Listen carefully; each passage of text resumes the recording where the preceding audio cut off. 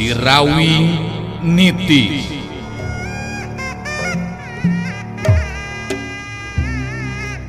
Sorot panon Rasanti alias Munarsi, sakapeung galak gular giler, galak mataksieun anu borangan, sakapeung deui ciga anu melong kosong, arang ngiceup seperti jalma biasa, kitu nate lantaran aya dina pangaruhna Nini Karimun Sakti. Dongeng Sunda Romansilan ngajujut laku mapai rundayan carita hiji jajaka katurunan Jawara Sunda. Si Rawing Nitis. Sanca dawuk cengkat nangtung, muterkeun paneuteup kasabudereun eta patempatan, narik napas panjang bari ngagerendeng ngomong sorangan. Di mana aing bisa manggihan si topeng mayitnya? Sanajan bener arwah panasaran kibuyut ireng anu sumanding geus mere pituduh mangsa diri aing ngayakinkeun ilmu, tapi tetep nu ngaran si topeng mayit cenah boga ilmu anu luar biasa.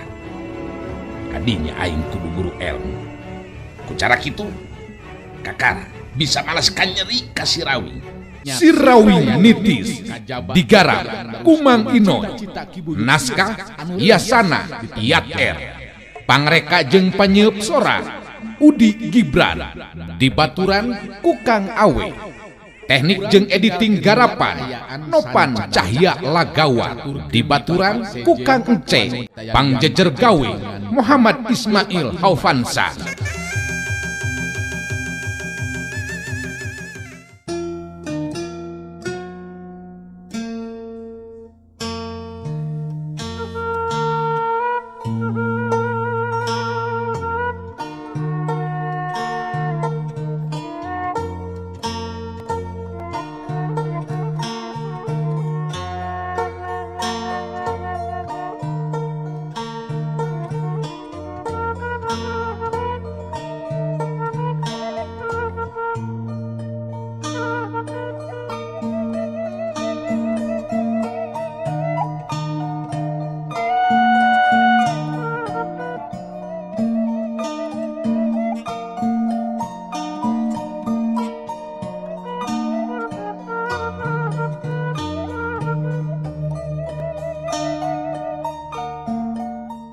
Aji Sutra memang sajongjongan mah teu cumarita lantaran kaget ku caritaan anu jadi adina.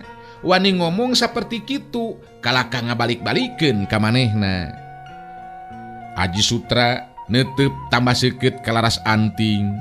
Sedengkeun Mang Utun katingali harita jadi bingungeun ngan ukur bisa rutret ka Aji Sutra jeung laras anting. Ningali lanceukna cicing laras anting asa meunang angin. Kadenge harita manehna nyarita deui. Ulah rek ngalarang atawa ngahalang-halang abdi Kang. Lamun memang Kang Aji oge ngalakukeun sikap jeung tindakan anu sarua, kudu pada ngarti be. Ari cek abdi mah salaku jam anu tos pada dewasa. Abdi oge gaduhak pikeun nangtukeun sikap jeung pamadegan dina hirupna. Henteu tiasa diatur kitu bae seperti halna ka budak leutik. Margi abdi memang sanes budak leutik. Laras, terus terang akang kasinggung perasaan ye. Kusikep jeung caritaan laras anu saperti kitu. Ngandung harti ieu mah laras geus teu ganggap lanceuk ka akang. Henteu ngajenan deui ka akang.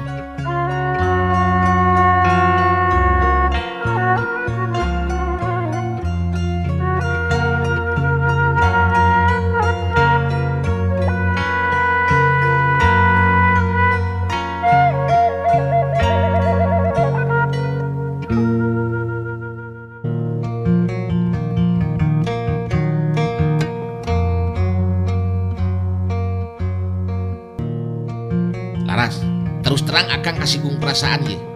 Kusikep jeung caritaan laras anu saperti kitu. Ngandung harti ieu mah laras geus teu ganggap lanceuk ka akang. Teu ngajenan deui ka akang. Teu ngaji. Kang Aji oge sarua. Ka abdi tos teu ngajenan. Teu nganggap anu jadi adi. Buktina ka abdi make jeung ngatur kawas ka budak leutik segala rupa geuningan. Padahal abdi lain budak leutik Kang. Abdi lain bolon. Urang sarua tos pada dewasa Kang. Laras dengekeun. Akang salaku lanceuk di mana ama geus eueuh akang anu bakal jadi keganti bapak teh. Jadi akang boga tanggung jawab. Tanggung jawab anu gede pikeun barhatikeun sarta nangtukeun kabagjaan dina kahirupan Laras. Memang bener, Laras geus dewasa, tapi lain ngandung harti bisa bebas. Sangeunahna dina nangtukeun pilihan keur pibaturan hirup. Oh, jadi mun kitu maka ngaji teh licik sorangan ngan ukur mentingkeun diri pribadi. Nu bakal ngarasakeun kebagjaan teh abdi eta Kang Aji. Sanes akang Kang, tapi dari abdi sorangan. Sebab abdi anu bakal nyorang atawa ngalakonanana. Aji Sutra bener-bener beuki nafsu. Sabab Laras Anting anu jadi adina teu boleh bisa nembal kana caritaanana. Kaayaan geus mimiti panas. Masing-masing pada keukeuh dina sikep ejeng pamadeganana. Sieun nepikeun ka aya kaributan, Mang Utun maksakeun maneh harita cumarita. Punten ya, punten Nyimas, punten Den Aji. Punten. Rupina ari sanggep Mang mah langkung sae ieu kaayaan teh ulah mung ukur dibahas di antara salira duaan. Sanggep Mang mah langkung sae diuningakeun bae semun ka Tuang Rama supada semun Tuang Rama tiasa masihan saran atanapi pemandangan. Kumaha saena kitu tah ari sanggep Mang mah nun.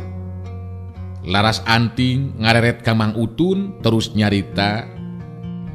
Ari ama matos jelas memang ngajenan kaja kasih nangling. Sababnya ku jasana ieu Kang Aji Sutra bisa selamat dari jiwana. Moal masihana dia segala rupa atuh upami ama teu ngajenan ka pribadina Kang Jaka. Mung anu teu ngajenan mah jelas ieu ya Kang Aji. Sanes bae teu ngajenan tapi teu boga rasa rumasa. Aji Sutra molotot ka Laras Anting bari terus nyarita deui. Laras, ulah sampe dah diantep ngomong terus ka mana karep. Akang bisa ngalakukeun tindakan anu kasar ye lamun sikep jeung caritaan teu bisa robah. Akang teu tarima. Abdi oge sami teu tarima. Perasaan abdi jeung Kang Aji moal aya bedana. Nu dicaritakeun ku abdi memang kanyataan. Aji Sutra geus rek cengkat nangtung boga maksud rek nampiling Laras Anting anu jadi adina. Tapi kadenge sorak lalaki anu seuri dituturkeun ku dua jirim anu lempang kalebah dinya. Tetela anu nyamperkeun teh Sanca Dawuk jeung Dewi Angrum geuningan.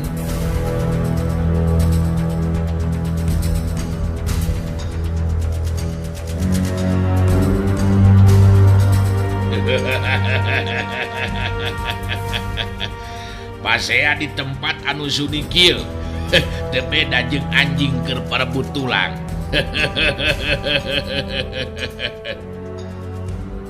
Sanca Dawuk nyaritana kitu teh bari jeung terus ngalengkah nyamperkeun Dewi Angrum lempang gigireunana.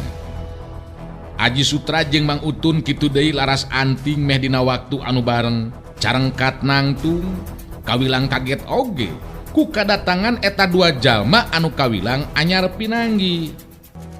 Aji Sutra anu memang keur ngaheab panasatena lantaran pasea jeung anu jadi adina ningali aya anu datang nyamperkeun jadi tumplek amarahna ka eta jalma anu datang.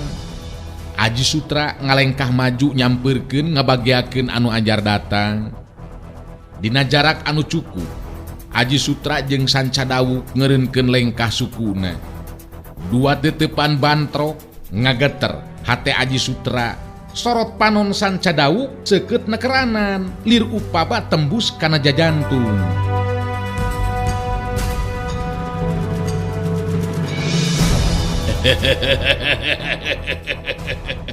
Ku kebenaran pisan ye dewek di dia bisa manggihan aya nawan ojang geulis anu keur pasea paloba-loba carita.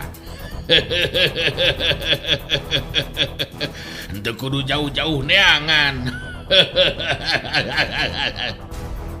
Aji Sutra netep seukeut bari terus nyarita. Sandika, naon maksud make jeung pipiluan kana urusan batur segala rupa? Rek paloba-loba carita, rek pasea eta lain urusan anjeun. Ieu urusan pribadi teu kudu pipiluan. Aji Sutra jadi inget ayeuna nama sanggeus nasidik jelas ti kadeketan yen eta anu datang teh Sanca Dawuk geuningan. Sanajan Sanca Dawuk lain tandinganana, tapi Aji Sutra muarek serah kitu bae. Sanca Dawuk oge jadi apaleun ka Aji Sutra, ngalenggak seuri bari terus nyarita.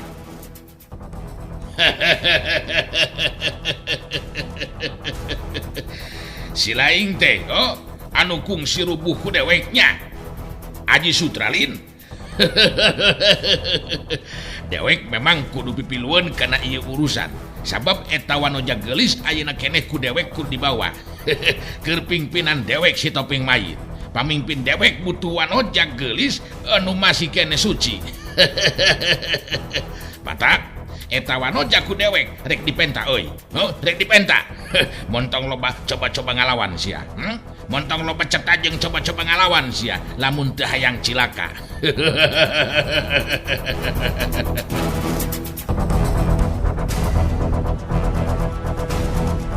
Mang Utun anu jadi soak ngadenge ngaran Sanca Dawuk teh. Harita manehna terus undur-unduran karep rek ngabejaan ka juragan Gandara anu jadi dununganana. Aji Sutra bisa ngarti yen Sanca Dawuk kawilang jalma jahat anu bakal ngaganggu kana kaselamatan anu jadi adina. Eueuh deui anu bisa bela ka adina kajaba dirina. Antukna Aji Sutra jadi nekat. Sanajan manehanana lain tandinganana Sanca Dawuk, geus eueuh deui waktu keur mikir. Langsung dina waktu harita Aji Sutra ngawangun pasangan bari nyarita.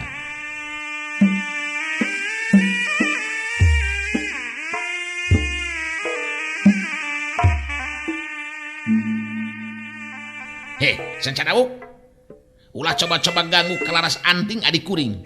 Pikeun kuring moal mangke kudu sieun, mangsa ngalakukeun tindakan kajama seperti Andika.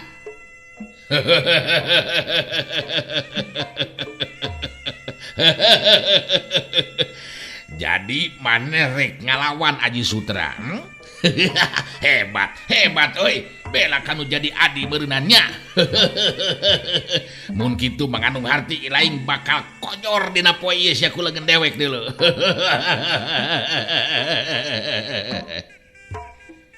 Dewi Angrum dina waktu harita sarua milu nyarita. Mending gancang pasrahkeun eta laras anting, lamun pada hayang salamet. Teu kudu maksakeun diri pikeun ngalawan sabab moal aya hartina. Mending keneh serah diri Andika, sok ka dieu. Aji Sutra memang geus nekat pikeun ngadu jiwa. Geus henteu loba deui tinimbangan harita ngagajelang luncat narajang ka Sanca Dawuk.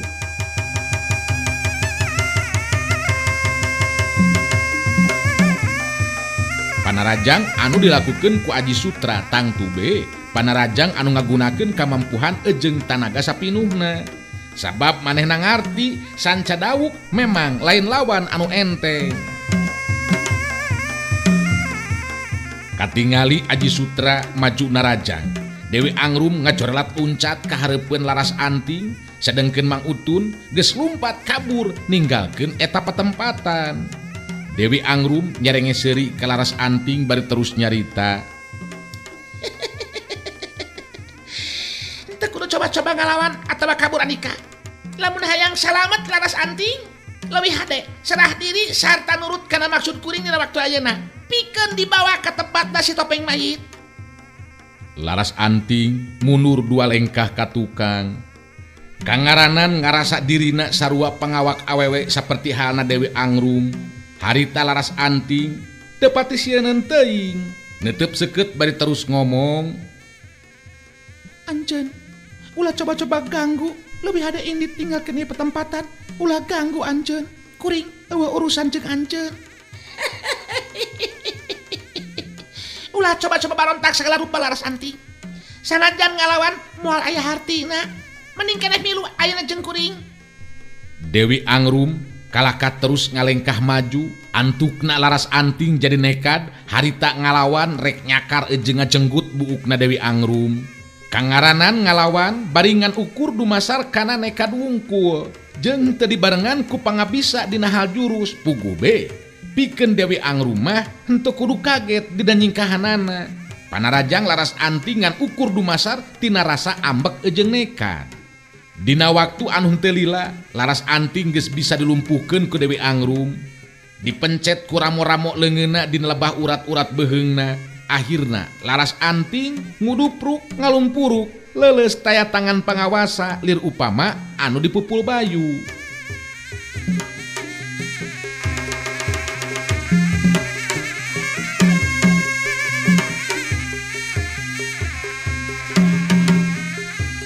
Geus beres ngalumpuhkeun laras anting, Dewi Angrum ngareret kalebah Sanca Dawuk anu keur tarung ngalawan Aji Sutra.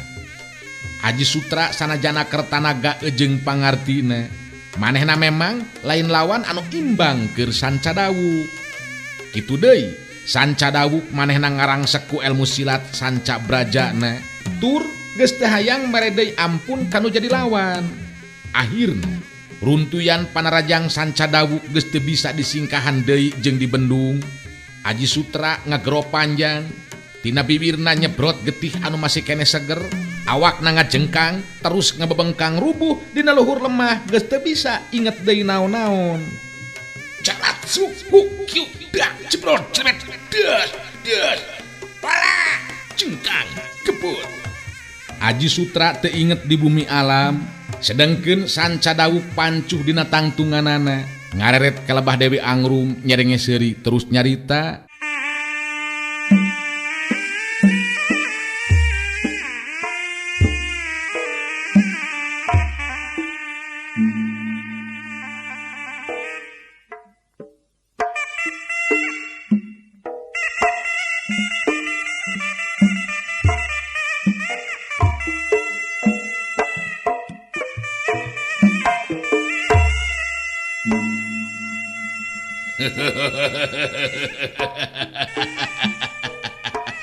Mangkeluk anu kieu patut make jeung ngalawan segala rupa, rasakeun akibatna sia deuleu. Si laras anting geus dilumpuhkeun Dewi. Dewi Angrum ungeuk bari jeung imut terus ngawalon. Beres Kang Sanca, tinggal mawa we ayeuna mah. Suka jeung sugema pastina oge si topeng mayit. Kangaranan urang mawa korban anu saperti kieu, anu saperti si laras anting. Ngan Kang Sanca ulah nepikeun ka kagoda ieu.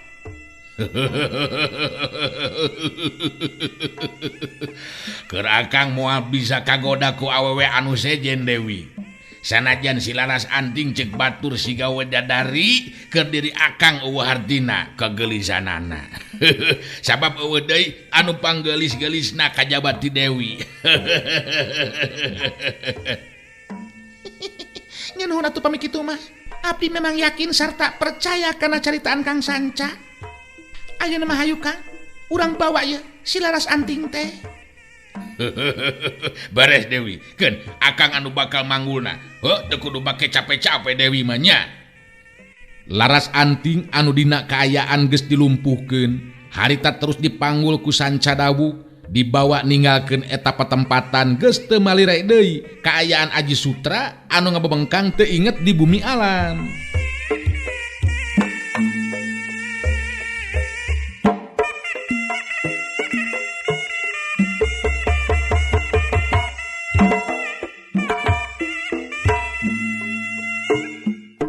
Caturkeun Mang Utun, tetela bebeja teh lain ka Juragan Gandara, tapi ngabejaan jaka Sinangling ngeunaan kajadian anu lumangsung. Ningali Mang Utun bari jeung ngahegak napasna rengos, gancang jaka Sinangling tumanya. Aya naon Mang? Nepikeun ka ngahegak kitu geuningan? Coba bejakeun ka kuring, aya naon Mang? Aduh, cilaka, bahaya Jang, bahaya yeuh, bahaya. Mang pokona mah henteu tanggung jawab ye. Aduh, sabab lain kesalahan Mang Jang. Nyahan ye, lain salah Mang. Keke, tenang heula Mang. Kudu anu jelas atuh nyaritana. Aya kajadian naon ieu teh Mang? Kuring can ngarti ieu kana maksud caritaan Mang. Mang pokona mah ente tanggung jawab. Lamun nyimas laras anting nepikeun ka di bawah. Aduh, ampun. Lain kesalahan Mang ieu mah yo. Nu matak nerangkeunana sing jelas, Mang. Aya naon sebenarnya ieu teh? Aya naon? Bari jeung ngahegak, Mang Utun terus ngabejakeun ngeunaan kajadian anu karandapan ku Aji Sutra jeung Laras Anting. Anu tepung jeung Sanca Dawuk katut Dewi Angrum. Menang keterangan seperti kitu ti Mang Utun. Pugu be, kaget anu lain dikieuna Jaka Sinangling. Kadenge harita Mang Utun mungkas keteranganana. Tah, kitu Jang, kajadianana teh. Jadi jelas pokoknya mah Nyimas Laras Anting pasti bakal dibawa ku Sanca Dawuk. Da kitu ngomongna teh Jang. Jaka Sinangling geus teu loba deui mikir, harita keneh langsung ngajakan indit ka Mang Utun ka tempat kajadian. Malah bari jeung lumpat segala rupa lantaran hayang buru-buru tepi ke tempat anu dituju.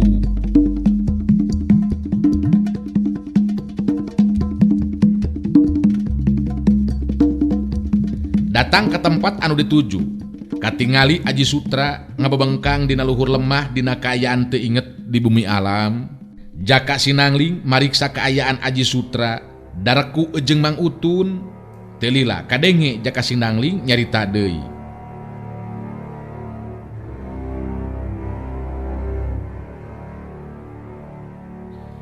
Mang, ayeuna mah leuwih hade ieu dan Aji ku Mang Utun bawa balik ka lembur. Nyimas Laras Anting sigana bae dibawa ku Sanca Dawuk. Nu mata ku kuring ayeuna Mang rek disusul. Sabab kuring teu salampang kana salamatanana. Tah kitu bae ayeuna memangnya urang ngabagi diri Mang. Mang Utun ungeuk bari terus ngawalon. Nya ari Mang mah kumaha dena weh Jang. Ngan moal bisa gancang-gancang meureunnan. Kangaranan kudu bari jeung Mangku dan Aji mah ka lemburna Jang. Ngan rek dikeureueuh wae ku Mang. Nyaan sok atuh buru-buru susul tuh ka itu Nyimas Laras Anting anu dibawa ku Sanca Dawuk teh Jang. Jaka Sinangling geus kitu mah terus init deui ninggalkeun eta patempatan. Tujuanana rek neangan Sanca Dawuk anu geus mawa Laras Anting. Jaka Sinangling jadi ngabayangkeun Laras Anting anu bakal dibawa ke tempatna si topeng mayit geus pasti bakal dijadikeun korban. Anu ngandung harti upama henteu kaburu disusul geus bisa dipastikeun jiwa Laras Anting geus moal bisa deui ditulungan. Gagancangan dempangna Jaka Sinangling dina waktu harita bari merhatikeun urut tapak-tapak suku Sanca Dawuk jeung Dewi Angrum anu geus jelas mawa Laras Anting. Jaka Sinangling geus nekadkeun dina hatena, upama teh mah Sanca Dawuk nepikeun ka henteu kasusul, leuwih hade terus datang neangan ke tempat si topeng mayit. Sanajan can nyaho lebah-lebahna bakal terus diteangan. Demikeun lamun Laras Anting nepikeun ka kudu jadi korban si topeng mayit. Sanajan dirina teu boga bekel ilmu silat anu hebat, ngan ukur boga bekel ilmu silat ti kirana, tapi demi ngabela Laras Anting taya bayana dirina ngadu jiwa. Kitu tekadna Jaka Sinangling dina waktu harita.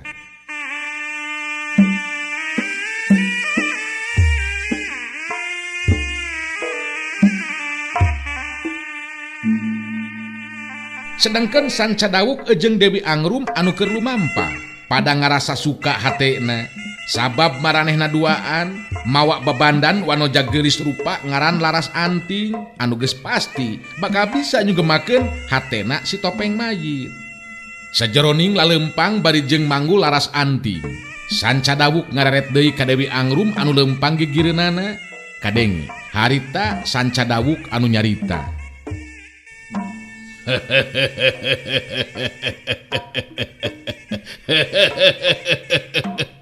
Si topeng mayit pasti bakal suka jeung segema hatena Dewi.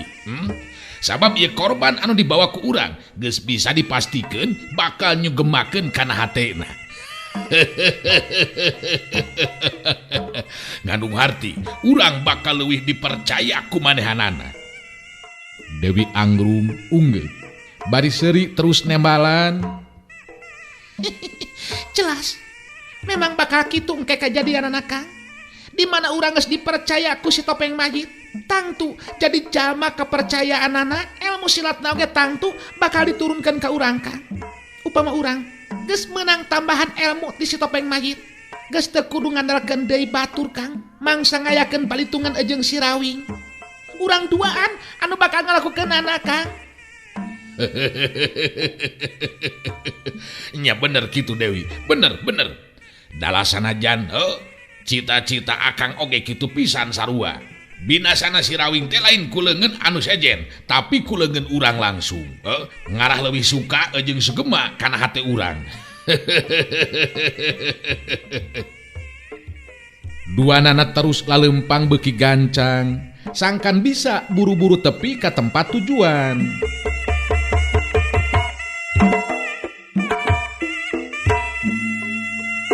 Geus kitu be meureunnan kabeneranana.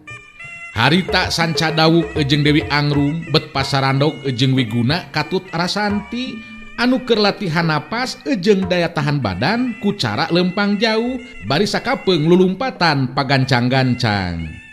Rasanti jeung Wiguna ngeureunkeun lengkahna, kitu deui sanca dawuk jeung Dewi Angrum. Rasanti bisa ningali yen sanca dawuk manggul wanoja anu tanpa daya, bet jadi curiga netep seukeut ka sanca dawuk bari terus tumanya. Kisana, eta wanoja kunaon make jeung dipapanggul kitu segala rupa?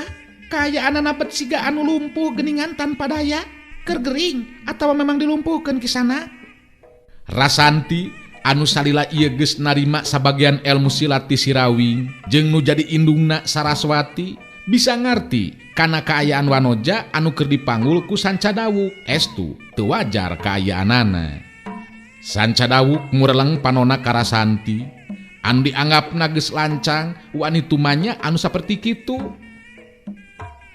Sah manes ya, make jeung pipiluan kana urusan batur segala rupa deuleu. Dewek si sanca dawuk memang manggul ieu wanoja anu meunang ngalumpuhkeun, tapi lain urusan manes ya deuleu karti. Rasanti memang can nyahoeun ka jalma anu ngaran sanca dawuk. Puguh salila ieu memang can lunta neangan pangalaman. Kahirupan sapopoena istuning di pilemuran. Ngadenge pangakuan ti sanca dawuk anu saperti kitu. Rasanti kawilang kaget jeung asa ditangtang. Dirina ku si Rawing anu jadi bapana jeung ku Saraswati anu jadi indungna. Lain ngan ukur dilatih silat wungkul, tapi dilatih ngeunaan atikan kajiwaan anu akhirna tumuwuh hiji pribadi anu teu bisa ngantep kana lumakuna tindakan sawenang-wenang nu dilakukeun ku sasama hirupna. Rasanti netep seukeut ka sanca dawuk terus nyarita deui. Surup kana patut anjeun sanca dawuk. Mun memang bener eta wanoja dibawa ku Andika meunang ngalumpuhkeun, ngandung harti Andika boga maksud anu jahat. Leuwih hade bebaskeun eta wanoja ulah rek dikakaya. Sanca dawuk beuki ambek ningali sikep jeung ngadenge caritaan ti Rasanti anu saperti kitu. Kadenge sanca dawuk ngomong deui. Mane bener-bener teu beunang disabaran sia. Ieu wanoja ku dewek rek dibawa ka mana sarta rek dikumahakeun jelas lain urusan manes ya deuleu. Lain urusan manes ya. Nu matak montong loba jeung nu matak montong make jeung pipiluan kana urusan dewek sia. Leuwih hade nyingkah deuleu. Dewi Angrum anu sarua ngarasa anyar pinanggih jeung Rasanti katut Wiguna. Jadi milu kahudang amarahna ku sikep jeung caritaan Rasanti anu pipiluan kana eta urusan.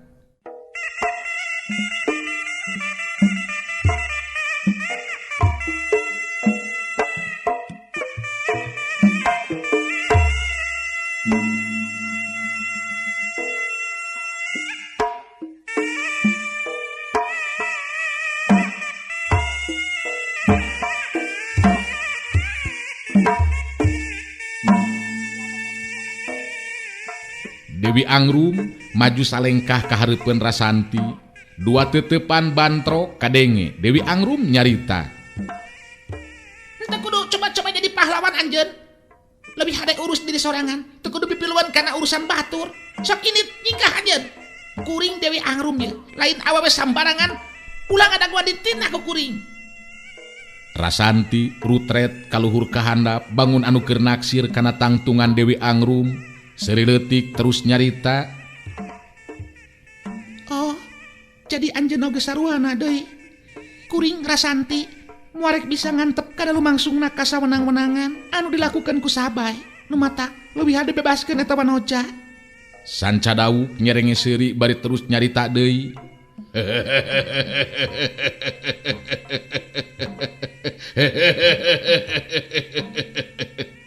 Si Laras Anting iya anu dibawa ku dewek pamohalan bisa dibebaskeun sarajan maneh anak dewa paribasana Rasanti.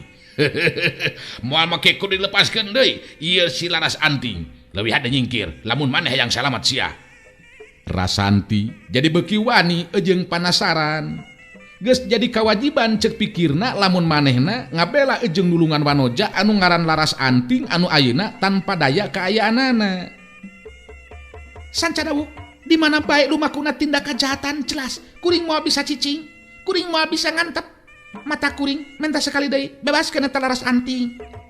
Sanca Dawuk ngareret ka Dewi Angrum, manehna boga ijiran. Bet ditindak ku Dewi Angrum oge piraku. Henteu rubuh eta wanoja anu ngaran Rasanti, kitu cek pikirna. Sanca Dawuk terus nyarita deui ka Dewi Angrum. Ieu jelema teh can nyahoeun ka urang Dewi. Akang terus terang ngarasa hina ari kudu nepikeun ka ngalawanan awewe mah, mending keneh tindak lawanan tah kainya ku Dewi. Akang hayang nyaho nah boga kabisa ieu jelema teh. Sok rubuhkeun kainya Dewi. Dewi Angrum seri sini sebari terus nyarita. Tenang Kang Sanca. Ayeuna ku abdi bakal dibuktikeun ieu yen ieu jelema anu pipiluan kana urusan urang teh kudu narima kana akibatna. Dewi Angrum neuteub seukeut ka Rasanti dina sikap sayaga diri, sedengkeun Rasanti ngareret ka Wiguna terus nyarita lalaunan. Wayana mun heula Kang Wiguna, ieu jelema boga karep rek nindak ka diri abdi Kang. Keun ulah waka pipiluan Kang nya. Abdi ayeuna nu bakal ngareupanana. Wiguna ngarti kana caritaan Rasanti. Sanajan kalah kumaha oge, Rasanti memang leuwih punjul tahapan ajen pangartina upama dibandingkeun jeung dirina. Harita Wiguna mundur ka tukang. Sedengkeun Dewi Angrum harita ngawangun pasangan bari neuteub seukeut ka Rasanti terus nyarita. Rasanti, pongan Andika pipiluan kana ieu urusan batur sia. Kapaksa ayeuna kuring bakal ngalakukeun tindakan ka Andika. Ulah nyalahkeun upama dina waktu ayeuna Andika bakal cilaka. Si Dewi Angrum tara make ampun kanu jadi lawanna sia deuleu. Rasanti seri leutik. Sikepna tetep tenang pinuh rasa percaya diri. Kadenge harita manehna nyarita deui.